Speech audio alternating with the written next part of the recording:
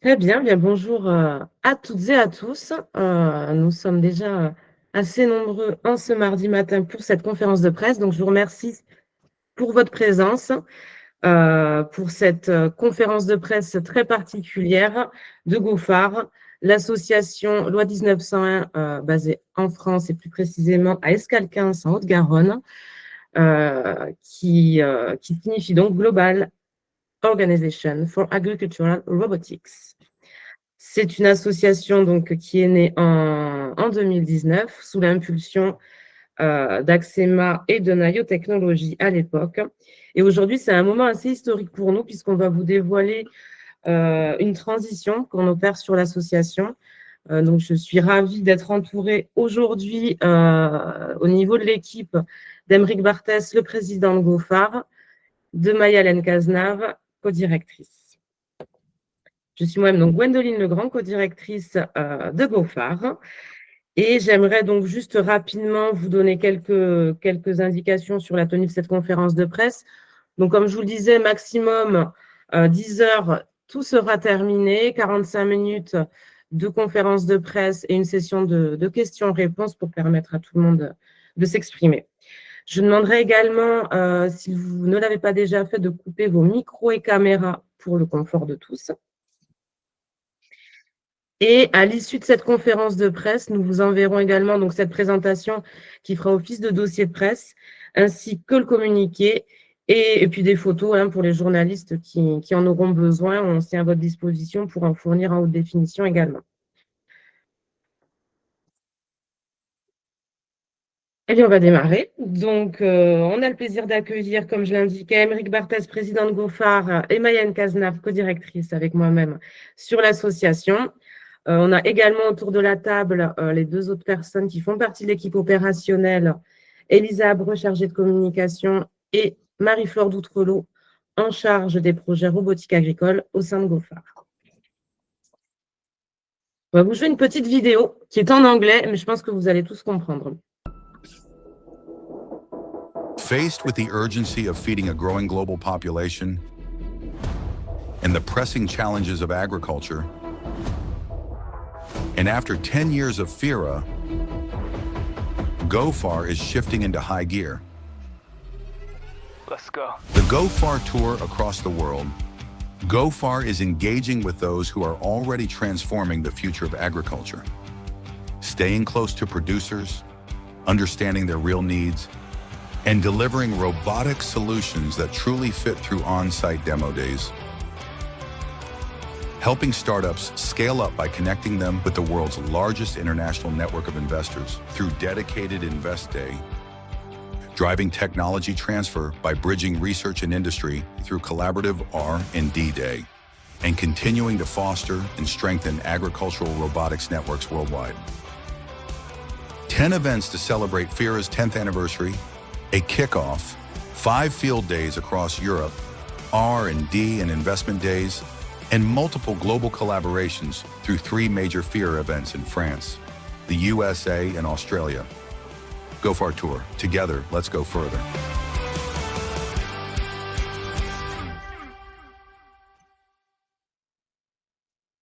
Voilà, donc nous y sommes. Nous sommes dans cette transition, nous sommes dans cette évolution, dans ce contexte en pleine mouvance, contexte agricole national, évidemment, et international. Et GoFar suit cette tendance. GoFar souhaite accompagner cette transition au plus proche. Et c'est ce que nous vous proposons de découvrir aujourd'hui. Donc, j'ai le plaisir d'accueillir Emeric Barthès, président de GoFar, pour vous présenter le positionnement de notre association. Merci Gwendoline, bonjour à tous. Effectivement, aujourd'hui, c'est un jour important parce que l'enjeu, c'est de présenter, on va dire, peut-être pas le renouveau de GoFar, mais en tout cas un virage qui simplement vient s'adapter à des besoins du marché. Donc, quelque part, on a fait un constat au cours de ces 10 années. Maintenant, c'est que je me souviens encore les premières années où on faisait les FIRA et on présentait les premières machines. On avait on va dire, des agriculteurs curieux, des industriels curieux qui venaient voir ce qui se passait, mais qui n'accordaient pas encore toute l'importance à la robotique que celle-ci devait prendre dans le futur. Petit à petit, les choses ont évolué, évidemment. Donc, on a eu de plus en plus de robots présents sur les éditions, les FIRA. On a eu de plus en plus de sociétés qui se sont structurées, qui ont levé de l'argent, qui ont présenté des solutions de plus en plus matures et qui ont commencé à commercialiser des machines un petit peu partout dans le monde. Aujourd'hui, il y a plusieurs centaines de machines qui sont commercialisées et pas seulement commercialisées, je dirais, pour dormir dans le garage. On a des centaines de machines qui fonctionnent aujourd'hui dans les champs de manière quotidienne. Il y a même des machines qui réunissent des millions d'heures de fonctionnement, hein, communiquées par les entreprises qui les ont créées. Et donc, on sent bien qu'il y a eu voilà, une vraie avancée technologique là-dessus, mais pas simplement au niveau d'une présentation de nouvelles technologies, mais aussi au niveau de la maturité de ces technologies. Et donc, finalement, ces technos, elles sont aujourd'hui prêtes pour certaines à être commercialisées à un stade industriel au même titre que le sont probablement des tracteurs ou d'autres machines agricoles. Donc, on va dire que de ce point de vue-là, le monde a changé, donc évidemment, les besoins ont changé. C'est-à-dire que les agriculteurs ou les industriels ne viennent pas chercher la même chose aujourd'hui sur, par exemple, l'événement FIRA. Ils viennent pas simplement voir quelles sont les nouvelles solutions qui vont arriver ici sur leur terrain d'ici 5 ou 10 ans. Mais pour la plupart d'entre eux, maintenant, ils sont aussi à la recherche de solutions dont ils peuvent s'équiper en fait tout de suite pour répondre à des besoins qui ne sont pas émergents chez eux, mais des besoins qui sont bien réels chez eux. On pense évidemment aux problématiques de main-d'œuvre, quelles qu'elles soient, qui sont assez différentes suivant les pays. Évidemment, pour certains, c'est une problématique de main-d'œuvre qualifiée, pour d'autres, c'est des problématiques d'accès à la main-d'œuvre. Pour d'autres, c'est des problèmes légaux et juridiques autour de la main-d'œuvre, etc. Donc, on sent bien qu'il y a des besoins aussi qui sont assez diversifiés, assez hétérogènes, suivant les pays dans lesquels on se positionne. Donc, c'est aussi ce qui explique la raison d'un GoFar international, à l'échelle internationale, je dirais, ou globale. C'est parce que les besoins en France sont pas les mêmes que les besoins aux Pays-Bas, qu'en Allemagne, qu'aux États-Unis, au Brésil ou je ne sais où. Et en vérité, même en France, les besoins ne sont pas forcément les mêmes entre le nord et le sud, l'est et l'ouest, ou même suivant les bassins agricoles, si on connaît un petit peu les bassins agricoles. Donc tout ça pour dire que le marché a évolué, il est passé à l'ère de la maturité aujourd'hui. Et l'enjeu, c'est de pouvoir répondre en fait à cet enjeu de maturité avec GoFar.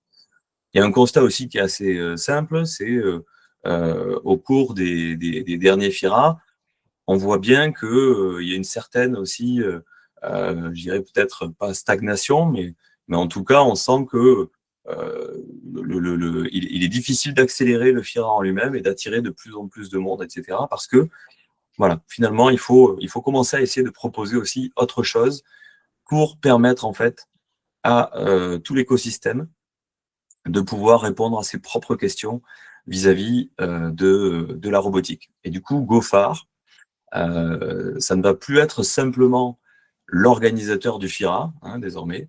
Ça va aussi devenir, en fait, on veut se positionner comme l'accélérateur de la robotique agricole. Donc ça, c'est vraiment, voilà, je dirais le virage qu'on prend aujourd'hui vis-à-vis de notre constat du marché.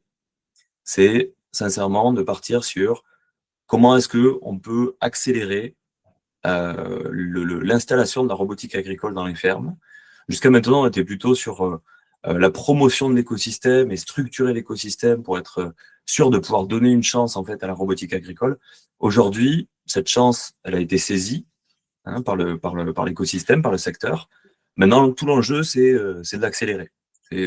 Comment est-ce qu'on fait pour que finalement les agriculteurs adoptent plus massivement les robots dans leur champ, au bénéfice de tous, au bénéfice de l'environnement, au bénéfice d'eux-mêmes et aussi du secteur du machinisme agricole en général.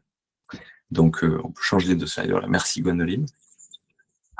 Donc, Qu'est-ce qu'on constate aussi, juste toujours pareil pour... je sais qu'on a 45 minutes, donc je peux m'étaler un petit peu sur le constat parce que je pense qu'il est important.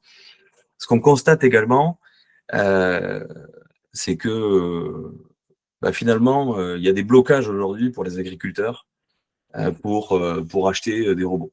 Et encore une fois, ces blocages, ils sont assez hétérogènes, mais on va retrouver quand même quelques points communs, qui vont choquer personne probablement ici aujourd'hui autour de la table, mais les enjeux de retour sur investissement, évidemment, les enjeux légaux autour de l'utilisation de la robotique. Donc, est-ce que je peux laisser un robot fonctionner tout seul sur mon exploitation, sans surveillance? Est-ce que c'est légal? Est-ce que je suis couvert en cas d'accident, etc. Et puis, aussi, un autre critère, en tout cas, de choix, c'est la peur un petit peu de l'obsolescence sur les machines, puisque la technologie évolue très vite. Et aussi, la peur de la fragilité des entreprises qui, on va dire, pour généraliser, des startups qui créent ces machines. Seront-elles là encore dans 5 ans? Que va-t-il advenir de ma machine dans 5 ans, etc., etc. Et donc, en fait, aussi, un des enjeux pour Gophare, c'est de pouvoir accompagner tout ça, c'est d'être bien conscient des points de blocage de l'adoption et de pouvoir y répondre avec des réponses concrètes. Donc, bien entendu, on va continuer notre mission fondamentale qui est de construire et de consolider la filière agricole, robotique agricole, pour une raison simple, c'est que pour ceux qui ont été au FIRA US ou qui ont pu le suivre à distance, ou ceux qui ont été au CITEVI ou à l'Agritechnica, encore cette année, on a vu apparaître des nouveaux robots qui n'existaient pas l'an dernier, qui n'étaient pas commercialisés l'an dernier. Donc, on va dire pas à la surprise générale, évidemment, mais on voit bien qu'il y a des nouvelles solutions qui continuent d'arriver. Et donc, il faut continuer d'accompagner ces nouvelles solutions.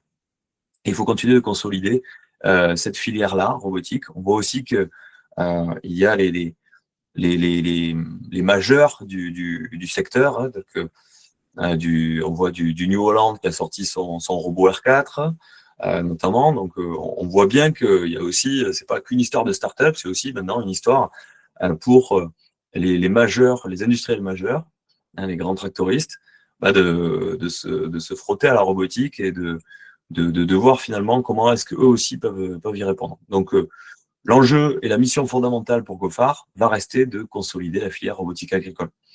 Maintenant, la question, c'est que jusqu'à présent, on le faisait au travers d'un FIRA, ou de plusieurs FIRA, une à plusieurs éditions par an, et on va dire des éditions plus restreintes au travers de représentations sur des salons spécifiques, etc. On a pu le faire notamment au CITEVI. Donc, on va un petit peu, pas sortir de ça, mais en tout cas, amener des choses supplémentaires au FIRA. Donc, Gophare, je le répète, ne va plus être simplement un organisateur de FIRA, mais va être un organisateur de FIRA et aussi un accélérateur de la robotique. Comment? Donc, par un enjeu d'accélération de l'adoption pour les agriculteurs, avec la compréhension des blocages et des besoins. Donc, les besoins et les blocages, on pourrait se dire, bon, quand même, maintenant, au bout de 10 ans, on les connaît. Mais en réalité, on ne les connaît pas forcément tous en détail, parce que, on va dire qu'à chaque fois qu'on a une évolution d'une machine, on la met sur le terrain, et cette machine, elle va avoir des nouvelles fonctionnalités, je ne sais quoi, et puis finalement, on va se rendre compte, tiens, elle fait ça maintenant, elle a répondu à ce frein, à ce blocage, et finalement, il y a un nouveau frein, un nouveau blocage, elle finit pas totalement comme je voudrais, le ROI, c'est pas tout à fait ça, etc. Donc, il y a encore, en fait, besoin de rentrer dans le détail des analyses de ROI, etc., pour comprendre vraiment les blocages profonds des agriculteurs vis-à-vis de l'adoption de ces robots. Et donc, Gophare veut jouer un rôle là-dedans pour accompagner les agriculteurs à, on va dire, effacer les points de blocage quand ils peuvent l'être. En proposant aussi des échanges de pair à pair, donc ça, on le fait de plus en plus. C'est-à-dire, c'est très simple, c'est des agriculteurs qui parlent à des agriculteurs qui participent à des conférences aussi, par exemple, sur des FIRA, pour expliquer leurs usages des robots, ou des agriculteurs qui participent aussi, et là, tout dernièrement, sur le CITEVI, qui expliquaient leurs expériences au travers de l'utilisation de leurs robots. Ça, c'est très bénéfique pour les agriculteurs, on le sait. On a des retours très positifs par rapport à ça. Ensuite, un deuxième point, c'est l'accélération du développement commercial des entreprises matures. Donc, par entreprise mature, je parle pas nécessairement de New Holland, hein, qui aujourd'hui, par exemple, a sorti un robot, mais qui est plutôt du stade prototype. Je pense plutôt à des startups qui ont atteint un stade de maturité suffisant et qui ont déjà vendu des dizaines, voire des centaines de machines. Il y en a plusieurs aujourd'hui sur la place. Et donc, là, l'enjeu, c'est vraiment de se focaliser sur ces boîtes-là, avec des ROI prouvés, pour pouvoir les aider à accélérer le développement commercial. Comment? Là, on s'est rendu compte que, notamment, voilà, les FIRA, ça suffisait pas de présenter des démonstrations sur le FIRA. Il fallait aussi avoir des démonstrations beaucoup plus, on va dire, qualitatives, sans rien enlever en termes de qualité à ce que fait le FIRA.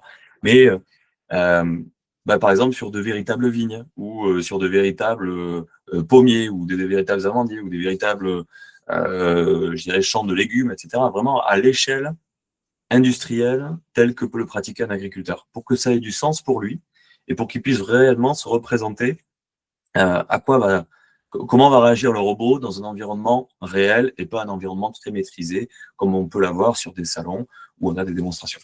Donc, ça, on va accompagner le développement commercial des entreprises matures, surtout au travers de ces démonstrations terrain, de retours d'utilisateurs, en donner aussi de l'expertise par rapport à ce qu'on aura compris des besoins et des blocages des agriculteurs, etc. Tout ça, c'est un cercle vertueux. Et enfin, le dernier point, ça va être aussi de considérer les startups et pas juste s'attarder sur finalement les entreprises qui sont déjà matures. Comme on le disait, il y a des startups qui continuent d'apparaître chaque année. Et ces startups-là, aujourd'hui, elles apparaissent avec déjà un niveau de maturité qui est bien plus supérieur au niveau de maturité d'une startup qui se crée dans les années 2015 ou 2016, évidemment, puisqu'elles bénéficient du retour d'expérience, des technologies et parfois même, je dirais, de salariés qui ont déjà de l'expérience dans la robotique agricole. Donc, on veut aussi accompagner ces startups-là, prometteuses, en les faisant évoluer le plus rapidement possible du stade de prototype vers le stade industriel. Comment? Au travers d'expertise, encore une fois, au travers de la compréhension des besoins, et surtout, quelque chose qui est déjà aujourd'hui extrêmement bien réalisé par GoFar, c'est tout ce qui est mise en relation, matchmaking, entre des startups et le reste de l'écosystème. Les startups, elles ont besoin du reste de l'écosystème pour évoluer. Donc, c'est quelque chose qu'on fait déjà très bien aujourd'hui et qu'on va continuer à l'avenir. Donc voilà, il faut retenir 3 points, en plus de la mission fondamentale qui reste de consolider la filière robotique. Le premier, c'est l'accélération d'adoption par les agriculteurs en éliminant les points de blocage par diverses solutions. Le deuxième, c'est accélérer le développement commercial des entreprises matures, là aussi au travers de diverses solutions beaucoup plus ciblées et pas uniquement sur du salon. Donc vraiment amener, finalement, à répondre aux points de blocage des agriculteurs, tout ça c'est connecté. Et le troisième, c'est accélérer les startups pour qu'elles puissent, elles, passer du stade de prototype au stade industriel le plus rapidement possible. Donc c'est pour ça qu'on parle d'accélérateur de la robotique, puisqu'en fait, que ce soit pour les agriculteurs, les entreprises matures ou les startups prometteuses, notre enjeu, c'est d'accélérer l'adoption. C'est d'accélérer l'avènement de la robotique agricole, tout simplement parce qu'on y croit, parce que c'est notre vision d'un des futurs possibles de l'agriculture. On ne dit pas qu'il est uniquement lié à la robotique, mais la robotique va jouer un rôle majeur dans l'évolution de l'agriculture demain. Et donc, nous, on veut se présenter comme l'accélérateur de ces solutions-là, tout simplement parce qu'on connaît extrêmement bien l'environnement et le secteur, et qu'on se sent suffisamment prêt pour le faire aujourd'hui. Je pense qu'on peut changer de slide, Gwen.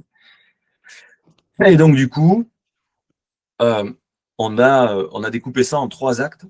Donc, le premier, évidemment, c'est aujourd'hui, c'est l'annonce du nouveau positionnement, l'annonce de l'accélérateur de la robotique agricole, en ce 9 décembre. Le deuxième point d'étape, ça va être le lancement du GoFar Tour, qui en fait est une réponse directe à ce positionnement d'accélérateur de la robotique agricole, puisque le GoFar Tour, ça va vous être présenté un petit peu plus en détail, mais c'est réellement de proposer des démonstrations très qualitatives sur des cultures très ciblées dans des environnements très réalistes. Voilà. Donc, le 5 février, on vous donne rendez-vous à Toulouse pour le lancement du GoFar Tour et le dévoilement des différentes étapes du GoFar Tour sur 2026. Et enfin, un troisième point d'étape, on arrivera dans un troisième temps, au second semestre 2026, c'est le dévoilement de l'ensemble des services, de l'éventail de services que GoFar va proposer pour l'ensemble de cet écosystème, à savoir les agriculteurs, les les industriels, qu'ils soient scale-up, start-up, et même, on va dire, les industriels matures, mais aussi tout le reste de l'écosystème, les investisseurs, etc., les fournisseurs, tout ça. Voilà. Donc, pour retenir que on se positionne comme l'accélérateur de la robotique agricole. On n'est plus seulement un organisateur de salon. On a compris qu'il y avait des besoins qui étaient différents que simplement la promotion au travers d'un salon. Ces besoins-là, on sent que ce sont les freins à l'adoption de la technologie ou à son évolution. Donc, on est là pour les mettre en lumière et, on va dire, les effacer, ces freins et ces blocages. Et comment on va le faire? On va le faire au travers donc de ces 3 actes sur 2026 pour être parfaitement prêt, je dirais, à partir du second semestre 2026 et de pouvoir proposer l'ensemble de tout ce que GoFar sera en mesure de faire justement pour accélérer la robotique agricole. Merci Aymeric. Voilà, donc je pense qu'au niveau du positionnement, du nouveau positionnement, du repositionnement de GoFar, les choses sont assez claires et répondent vraiment à cette évolution de l'écosystème et de l'industrie. Nous, au niveau de GoFar, comment on accompagne ça au niveau de la structuration de l'association en elle-même? Alors déjà, vous l'avez vu, hein, je pense, depuis le début de cette présentation. On a une nouvelle identité. Une nouvelle identité, alors ça peut, pour ceux qui ne sont pas très communicants, sembler peut-être quelque chose de peu important, mais en réalité, ça a une vraie importance sur l'accompagnement des acteurs, sur un positionnement ferme et assumé de l'association à travers un nouveau logo, une nouvelle identité, des nouvelles couleurs. Donc, un logo qui a conservé, finalement, comme le rappelait Aymeric, on a conservé notre mission principale, mais on a évolué. Le logo, lui aussi, conserve ses codes originels avec l'idée de la feuille, l'idée de la rondeur au niveau des lettres, mais avec une touche beaucoup plus moderne et une feuille qui s'inscrit dans un cercle en symbole d'une agriculture qui est ouverte au monde, avec une composition qui est très horizontale, avec des lignes de typographie qui s'inspirent de l'analogique. Et toute la signification et tout le message qu'on veut porter à travers cette nouvelle identité, c'est un repositionnement à la croisée de la tech, de l'agriculture et bien entendu de l'événementiel, qui est notre activité d'origine. Donc, on espère que vous appréciez autant que nous cette nouvelle identité. Le vert continue d'exister. Le vert, c'est la nature, c'est l'agriculture, c'est la terre. Donc, on a souhaité conserver des nuances de vert, mais avec, vous le voyez, un relief avec ce vert d'eau plus clair qui apporte une dynamique. Et on souhaite être tout aussi dynamique qu'on a pu l'être ces 10 dernières années au service de l'écosystème de la robotique agricole. Également, en termes de communication, vous le verrez, notre site corporate et média agriculturalrobotics.com s'est vu refaire un petit lifting aux nouvelles couleurs de GoFar. Donc, c'est le même site, mais ça nous permet d'en reparler puisque il ne faut pas oublier que ce site est un site média également. On y retrouve beaucoup d'actualités, des partenaires du FIRA, des acteurs de l'écosystème, que ce soit sur le plan national, mais aussi à l'international. Donc, on y trouve quand même pas mal d'informations. Et on y retrouve également, et ça, c'est quelque chose sur 2026 qu'on va encore améliorer et développer, c'est le catalogue des technologies, le catalogue des robots et des solutions autonomes qui est en ligne donc sur agriculturalrobotics.com. Le deuxième site que là, nous lançons aujourd'hui officiellement, et merci aux équipes d'avoir travaillé d'arrache-pied pour que ce soit possible ce matin à 9h, c'est le site gofartour.com. Donc, c'est le site qui accompagnera les différentes étapes, et Maï-Hélène va nous le présenter juste à la suite, les différentes étapes du tour de la tournée 2026 que nous allons faire prochainement. Donc, voilà, vous avez également ce nouveau site. N'hésitez pas, hein, si vous voyez des petites coquilles ou des petites choses qui dysfonctionnent, n'hésitez pas à nous faire des retours. Mais en tout cas, voilà, c'est un nouveau site qui est fin prêt et qui va permettre vraiment d'accompagner les acteurs, les startups matures comme les entreprises matures comme les startups prometteuse, tout comme les agriculteurs, dans cette route, ce voyage finalement à travers la robotique agricole et à travers les différents bassins agricoles en France et dans le monde. Donc ça, on va y revenir plus tard. Maya-Hélène va nous présenter le GoFar Tour plus en détail. Donc, on se repositionne, on se structure, nouvelle identité, nouveaux outils, et on se structure avec les hommes et les femmes qui constituent l'équipe. Donc, on a renforcé notamment le conseil d'administration. Donc, on a le plaisir d'accueillir Pierre Compère en tant que trésorier et vice-président chargé des relations institutionnelles. Pierre, qui est, vous le connaissez sûrement pratiquement tous, c'est donc un expert agri-agro qui a fait ses armes notamment en Gris Sud-Ouest Innovation, qui aujourd'hui est consultant et qui nous accompagne donc sur ces relations institutionnelles sur le plan national. Nous accueillons également Florent Georges, qui est vice-président chargé des relations agricoles, qui est à la ville, j'ai envie de dire, qui est en charge de l'agroéquipement à la FDCUMA Pyrénées-Gascogne et également agriculteur, donc une pierre angulaire essentielle et qui était manquante au sein de l'équipe, je pense qu'on peut le dire. Ce volet évidemment relation avec le monde agricole en direct. Donc Florent qui a cette belle vision et des besoins de l'agriculture et de la place que peut prendre la robotique en son sein. Donc évidemment personne également essentielle, et Aymeric Barthès que vous venez d'entendre, qui est donc président de GoFar, qui est donc cofondateur de Nayo Technologies à l'origine, qui est également désormais agriculteur et qui continue donc à conseiller, à accompagner avec sa vision et sa prospective de la robotique agricole GoFar.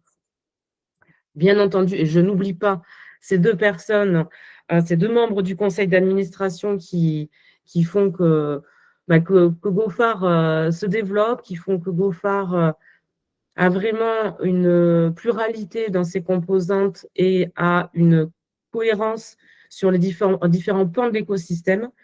Roland Lenain, donc, qui est directeur scientifique à l'INRAE et vice-président en charge des contenus scientifiques, qui notamment est la personne qui s'occupe de l'organisation du colloque scientifique avec nos équipes et nos partenaires, bien entendu.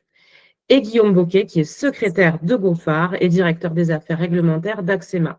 Donc, évidemment, l'ancrage au sein de l'écosystème de l'agroéquipement national avec Axema est quelque chose d'essentiel. Et donc, on a la chance d'avoir Axema à travers Guillaume Boquet au sein du conseil d'administration également. Donc, un conseil d'administration, encore une fois, fort et complémentaire qui nous accompagne au quotidien. Au niveau de l'équipe, donc, on l'a vu, Maya-Hélène, Elisa, qui sont également au sein de l'équipe opérationnelle. Et on a la chance donc d'accueillir depuis cet été Marie-Flore Doutrelon, qui est, moi je dirais, vraiment experte agroéquipement et qui est devenue au fil des années experte en robotique agricole, qui a rejoint en tant que chef de projet robotique agricole l'équipe opérationnelle et qui fait ce lien entre le monde des agris et le monde des constructeurs pour permettre justement de proposer, nous, des actions et notamment la partie démo de la manière la plus fidèle aux besoins et fidèle aux attentes également des agriculteurs, tout en valorisant le travail des constructeurs et les machines qui sont proposées. Donc, bienvenue à ces nouvelles forces vives au sein de l'équipe et qui permet vraiment de faire évoluer concrètement GoFar dans ce nouveau positionnement. Maya, je t'en prie pour les 3 piliers de ce nouveau GoFar. Exactement. Donc, en fait, vous avez compris donc, notre nouvelle stratégie, la structuration interne qu'on a mis en place effectivement pour développer cette stratégie. Et donc maintenant, on a aussi réfléchi sur une méthodologie, bien sûr, une méthodologie qui va façonner finalement la façon dont on va construire les différentes actions sur les différents territoires que l'on va adresser. Et c'est vrai que la force de GoFar, et c'est dans notre ADN, hein, et depuis 10 ans, nous, on est vraiment identifiés comme tiers de confiance qui rassemble cet écosystème international. Et aujourd'hui, on va capitaliser sur cette expérience finalement pour déployer une méthodologie qui va être claire, structurée et surtout orientée résultat. Encore une fois, pour apporter un véritable coup d'accélérateur au marché, tel que l'a présenté Aymeric. Donc, cette méthodologie va reposer sur 3 piliers et chacune de nos actions va vraiment être déroulée et construite avec ces 3 piliers en tête. Le premier pilier, c'est, on l'a expliqué, comprendre les besoins et le potentiel aussi régional. Donc, quand je dis régional, je ne parle pas, ça peut être une région sur un territoire donné, ça peut être un pays ou ça peut être effectivement une zone géographique. Et donc, on va travailler main dans la main avec les représentants agricoles, les organisations professionnelles, les représentants d'agri, pour évaluer le potentiel de la robotique et de l'automatisation dans chacune des régions, analyser aussi les systèmes de production, les cultures clés, afin d'identifier les usages les plus pertinents sur le territoire. Donc, ça peut être que ce soit du désherbage, la récolte, collecte des données, etc. Et c'est aussi repérer les facteurs qui vont influencer l'adoption de ces technologies. Donc, comme l'a déjà expliqué Aymeric, hein, la disponibilité de la main-d'œuvre, les types de cultures, les pratiques agricoles du territoire, etc. Donc, c'est vraiment comprendre le territoire dans lequel on va interagir en lien avec les hommes et les femmes sur ce territoire. Donc, c'est établir une vision fine des opportunités réelles qui existent. Le second pilier, on va être sur la partie sélection des solutions technologiques et l'ouverture de nouveaux marchés. Donc, en fait, à partir des besoins identifiés, nous passons à une phase de sélection pour repérer les solutions les plus adaptées, mais aussi pour ouvrir de nouveaux marchés pour ces technologies. Hein. Donc, on va aller apprendre cet écosystème et commencer en fait à initier les premiers rapprochements entre fournisseurs de technologies et utilisateurs finaux, pour s'assurer que l'offre rencontre concrètement la demande. Donc là, vous entendez effectivement, on parle beaucoup des agriculteurs et des constructeurs, bien sûr, mais cette méthodologie s'applique aussi à l'ensemble de la chaîne de valeur, puisque le troisième pilier, on est sur un déploiement opérationnel et sur l'adoption. Donc là, on va être sur une partie extrêmement concrète où on va mettre en avant les solutions matures, donc les robots, mais aussi toutes les technologies autour. On peut parler d'intelligence artificielle, de data, etc. On va aussi faciliter tout ce qui va être test et déploiement dans les champs, accélérer bien sûr le transfert techno puisqu'on adresse les solutions matures et les besoins de terrain, mais comme on l'a expliqué, on va aussi accélérer les startups qui sont encore en R&D ou même les projets de recherche avec les universités, donc vraiment pour booster le transfert technologique et passer à l'échelle de l'industrialisation, comme l'a dit Aymeric.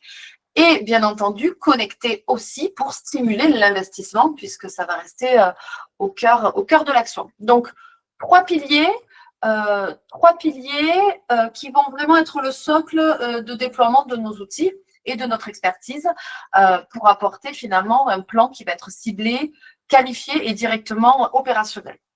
Donc, concrètement, si on doit donner des actions pour vous, pour avoir une idée un peu plus précise, c'est vrai que jusqu'à présent, et c'est ce qu'on fait au travers des événements FIRA qui vont continuer d'exister, etc., on apporte de la visibilité, du positionnement, de l'expertise, des mises en relation.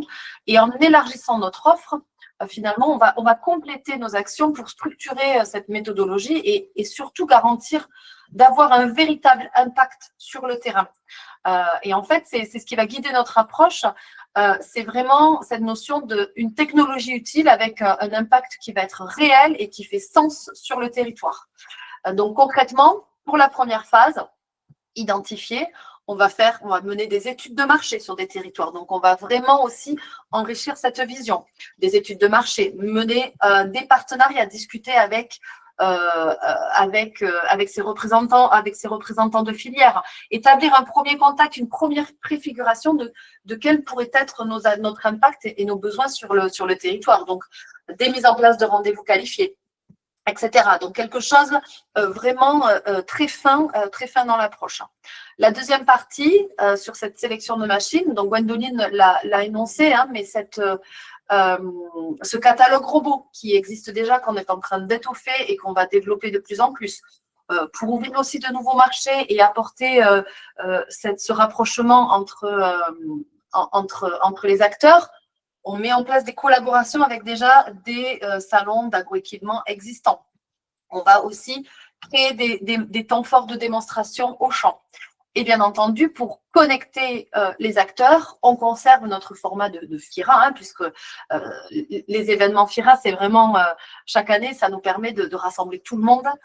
Et c'est un outil qui permet aussi d'avoir une mise à jour et de se remettre à niveau et avoir une mise à jour de comment la filière se développe et quels sont les nouveaux entrants, les dernières technologies, où est-ce qu'on en est en termes de normalisation, etc. Donc, les FIRA, bien sûr, resteront là, mais on a aussi des choses beaucoup plus, j'ai envie de dire, customisées comme des voyages d'études.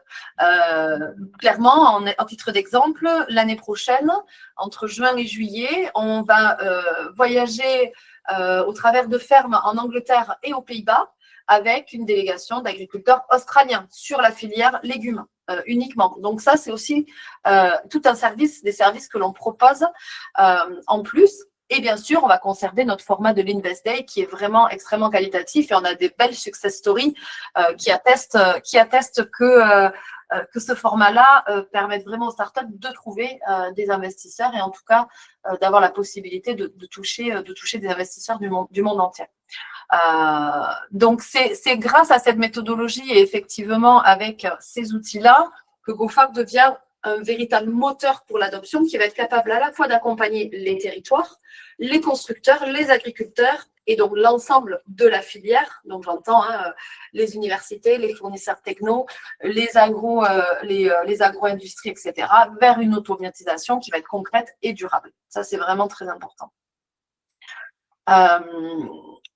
Et donc, GoFarm, finalement, fidèle à son agilité et toujours on essaye d'être en parfaite cohérence avec les besoins du marché, on l'a toujours été. Et donc, pour être en cohérence avec ce nouveau positionnement, on a le plaisir aujourd'hui de vous annoncer la création et le lancement du GoFarm Tour 2026 pour 2026. Donc, vous avez vu la vidéo, une série d'événements partout dans le monde, avec bien entendu un gros focus et un gros changement pour toute la partie en Europe. Donc, l'ambition, elle est claire, elle est posée. C'est une tournée mondiale qui va être ciblée donc sur des marchés, des régions où nous avons identifié les besoins, où nous connaissons les enjeux et les opportunités. Nous allons aller directement sur le terrain, à la rencontre des acteurs pour comprendre, connecter et donc accélérer. Et en fait, ce GoFarm Tour, c'est un mix de formats qu'on fait par ailleurs chaque année sur nos événements FIRA, mais qui cette année c'est différents formats qui vont être extrêmement ciblés, à forte valeur ajoutée, où on va apporter un coup de boost et d'accélération. Hein, encore une fois, le mot va souvent revenir, mais c'est vraiment l'ambition. Et donc, on va aller du partage d'expérience, de la mise en relation qualifiée, des démonstrations au champ, mais aussi des présentations de technologies et de services associés, avec toujours comme objectif, en fait, on va aller adresser chacune des cibles clés de la chaîne de valeur et apporter une action ciblée, mesurable et utile. Donc, on vous donnera tous les détails, les dates, les lieux à la seconde étape de notre annonce le 5 février à Toulouse lors de la conférence de presse.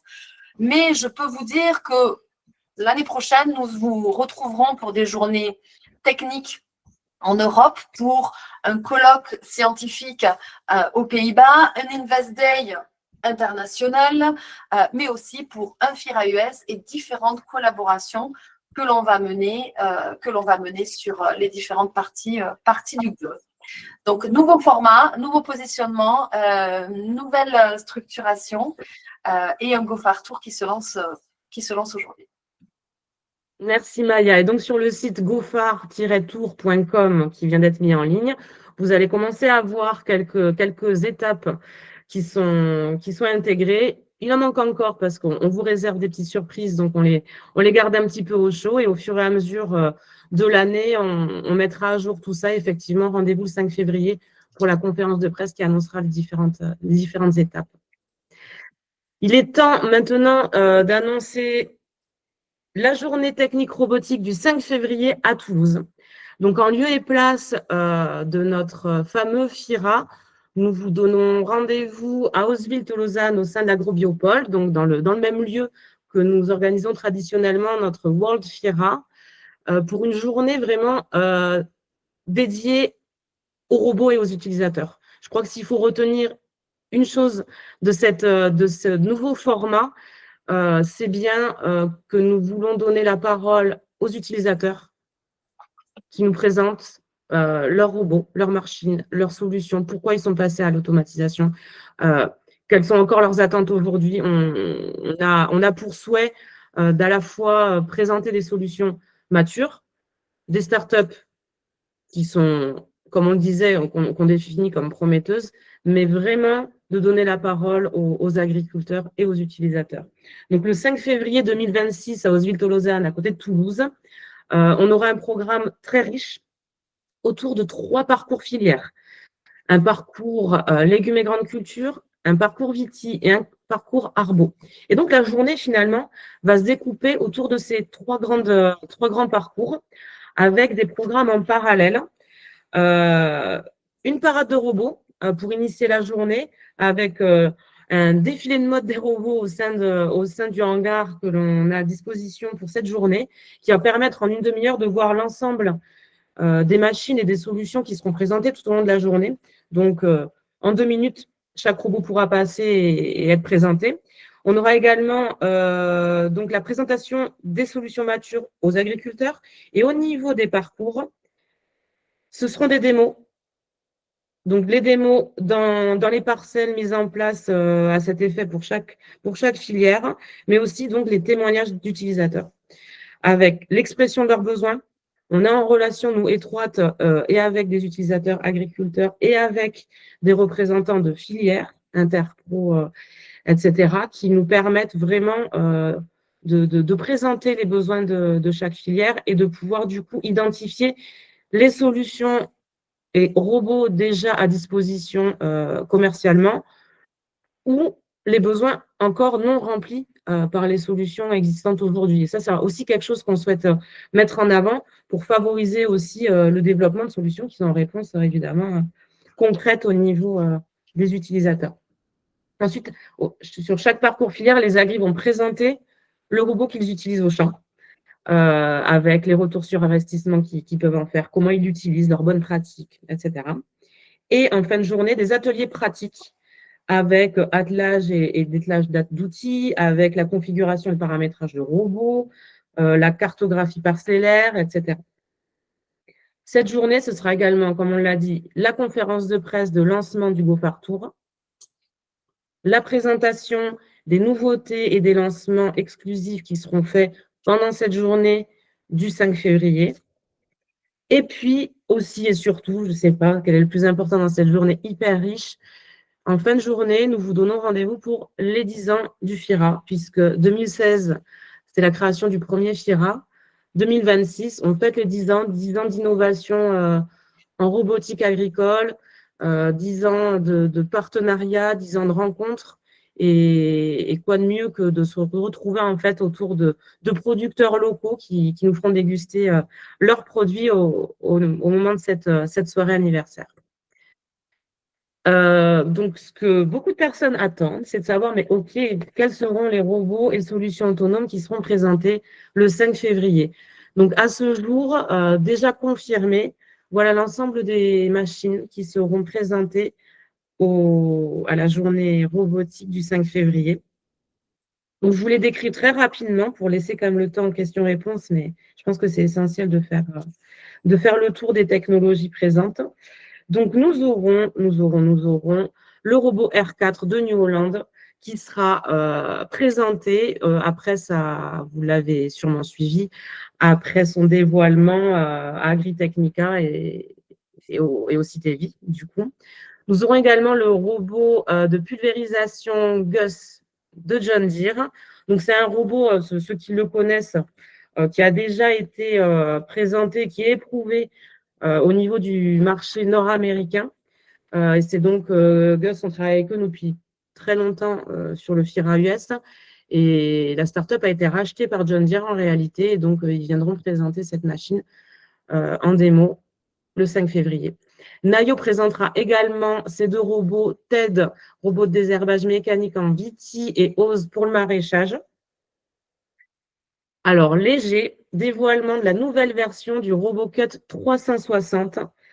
Là, je fais un petit arrêt parce que voilà, je félicite l'initiative de prendre une journée que nous organisons pour dévoiler une nouvelle version d'un robot. Je pense que c'est une très bonne idée. C'est ce qu'on favorise aussi, nous, sur nos événements.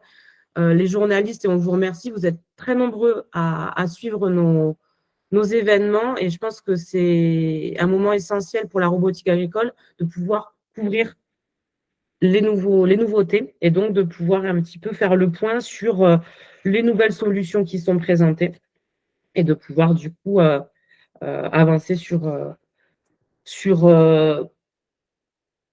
la prise de conscience finalement que chaque année, on a de nouveaux robots, on a des nouvelles avancées et c'est important de le dire. Donc, RoboCut 360, léger, nouvelle version, dévoilée le 5 février. Nous aurons également l'Agbot d'Axid qui sera présent à travers son concessionnaire T3M Lavaille qui est présent donc, sur le territoire de Revel. Le RX20 de Pélinck qui sera également parmi nous. Le Daidong, le Kioti RT100 plateforme qui sera présente également. Le Robo One de Pixel Farming avec sa technologie de désherbage laser. Le tout nouveau SRBC, le robot SRBC donc de Sabiagri. Également, PEC Automotive sera présent avec ses 3 robots pour Viti et Agri, donc de cueillette et de gestion de l'enherbement. Inestec à travers son modular I. Et alors, breaking news, je l'ai appris en direct dans mon oreillette. On a la chance également d'accueillir Cyclair, donc le robot de désherbage mécanique pour grande culture qui sera également présent. Donc, comme vous le voyez, là, à ce jour, on a déjà pas mal de robots qui sont confirmés et qui continuent de l'être tout au long, chaque jour en réalité. Donc, là, on aura, je pense, entre 15, 20, qui sait, machines sur toutes les filières qui seront présentes. Un petit point rapide sur les partenaires à ce jour de cette journée technique. Donc, les constructeurs, évidemment, nous l'avons vu, que ce soit les startups, les entreprises matures et les constructeurs de tracteurs historiques comme John Deere et New Holland. Je ne vous cache pas qu'on est également en pourparlers avec d'autres grands constructeurs dont je tairai le nom, mais qui devraient être dévoilés très prochainement. Donc voilà, comme Émeric l'exprimait, c'est preuve s'il en est que la robotique agricole accède maintenant à un niveau de maturité qui n'est plus approuvé ni en termes de technologie, ni en termes d'attente du marché.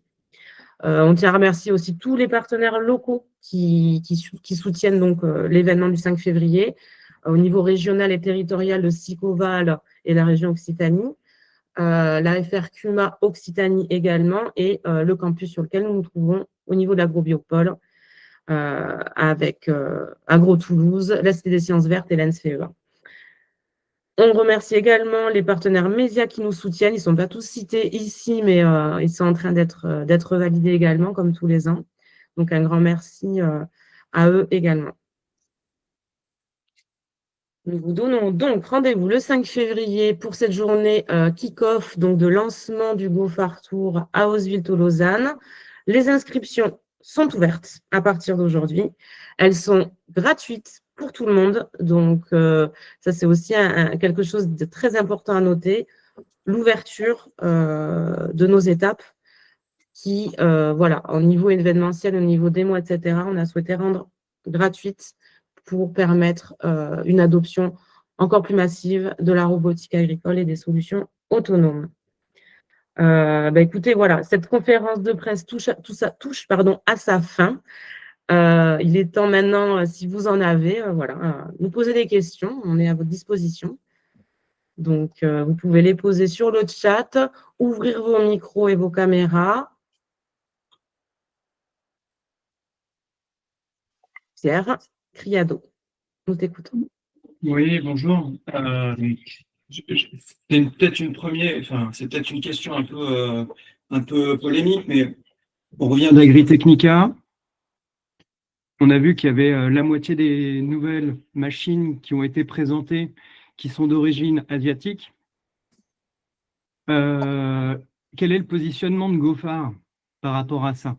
C'est-à-dire, est-ce que vous allez être dans favoriser le développement de la robotique européenne pour maintenir un tissu, un savoir-faire propre à ce continent-là, ou est-ce que, un peu comme Agritechnica, de par son ampleur, vous allez, entre guillemets, permettre l'intégration à un marché européen qui est très dynamique à ce type de constructeur? Alors, vous internationalisez, mais c'est une vraie question dans le sens où enfin, on le voit, les enjeux internationaux sont très forts et je pense qu'on a des agroéquipements européens qui sont aussi très forts, mais qui pourraient très vite se faire rattraper à la fois sur la technologie et sur les offres proposées. Et du coup, je voulais savoir comment vous vous positionnez. Est-ce qu'il y a un petit côté pas protectionniste, mais en tout cas, est-ce que vous avez ça en tête ou est-ce que vous l'appréhendez? Ou est-ce que c'est encore trop tôt pour se positionner stratégiquement, en tout cas, sur de telles questions? Parce que je comprends que ça pourrait aussi vous couper une certaine forme de clientèle, quoi. Ouais, je pense que la bonne réponse, c'est un peu tôt encore. C'est-à-dire qu'effectivement, je partage sur Agritechnica, on a vu cette arrivée assez massive, effectivement, on va dire de machines asiatiques et pas uniquement de robots, d'ailleurs. Donc c'est un peu tôt pour se positionner.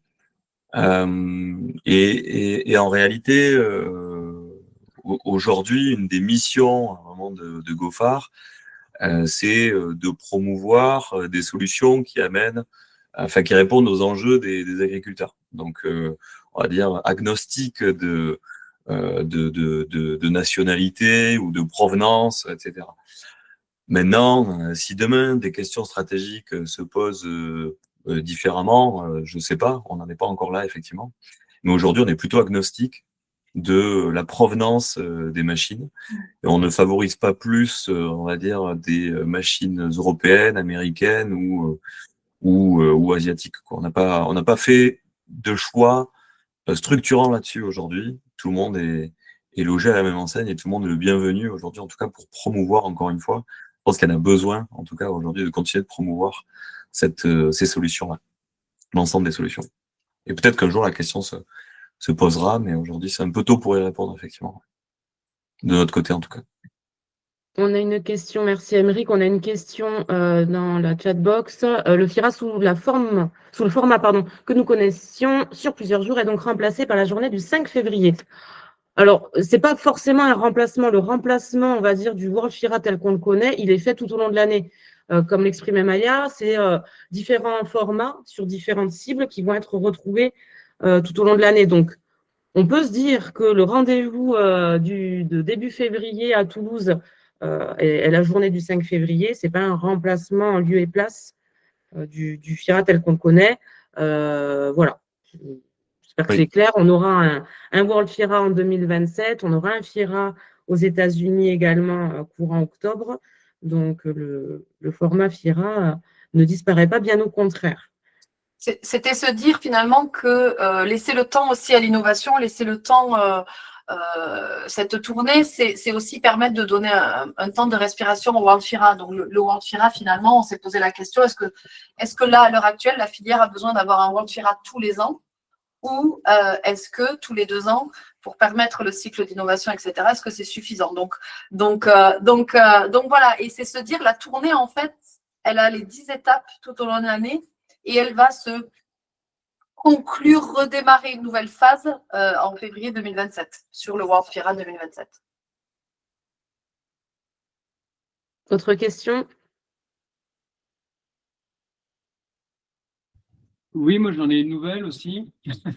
Mais non, mais vous êtes très international et du coup vous avez reconstitué un bureau qui est très pragmatique, mais qui est national. Est-ce que vous envisagez d'intégrer des homologues européens ou américains demain au GOFA? Enfin, ça paraîtrait, compte tenu de votre activité, c'est des choses qui sont en réflexion ou en soi, il y a une volonté de GoFar malgré tout de rester une structure qui est française et qui rayonne à l'international. Enfin, ça rejoint un peu ma question de tout à l'heure, quoi. C'est quel est votre positionnement international en fin de compte? Est-ce qu'on reste Frenchy? Est-ce qu'on reste européen? Est-ce qu'on reste ou est-ce qu'on devient véritablement une structure qui est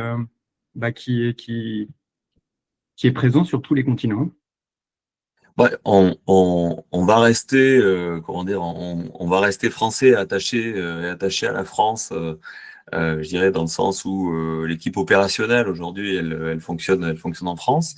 Maintenant, d'un point de vue bureau de l'association et intégration de membres internationaux, oui, bien sûr, c'est des sujets en cours. Il y a aussi en sujet en cours l'instauration, la mise en place d'un comité stratégique où là, on va réunir très rapidement en fait des personnes on va dire d'origine différente que de la France, justement pour avoir une meilleure compréhension encore des enjeux stratégiques à l'échelle internationale, etc. Mais c'est un travail de longue, je dirais, sur du temps long, parce que déjà c'est quand même, j'aime bien rappeler aussi qu'il y a un an, GoFar organisait juste des FIRA, quoi. Aujourd'hui, on en est à un stade totalement différent. On a déjà produit, on a produit des études de marché, on a travaillé pour différents États aux États-Unis, pas uniquement la Californie. On travaille sur encore d'autres continents. Donc, on a franchi beaucoup d'étapes, mais tout ça, c'est des temps longs et ça prend du temps pour une équipe aujourd'hui comme la nôtre d'intégrer correctement les choses et de grandir de manière structurée et structurelle sans faire aussi appel à des fonds extérieurs. Merci, Aymeric. Y a-t-il d'autres questions? Dans le chat. Ouais, c'est fait. Du coup, écoutez, pour conclure et être dans le timing, il est 10h. Merci à tout le monde pour votre participation. Je vais envoyer donc du coup cette présentation, le communiqué de presse, je pense dans la journée à tout le monde. Donc pour rappel, à retenir, nouveau positionnement de GoFar, l'accélérateur de la robotique agricole, un GoFar Tour qui va faire étape tout au long de l'année 2026 et dont on dévoilera tout ça, toutes les étapes, le 5 février. Et donc le 5 février à Toulouse, la journée de lancement du GoFar Tour avec des démos de solutions commercialisées et matures et également les startups prometteuses présentes sur place et la parole aux agriculteurs. Merci à tous et rendez-vous le 5 février. Merci. Merci. Merci.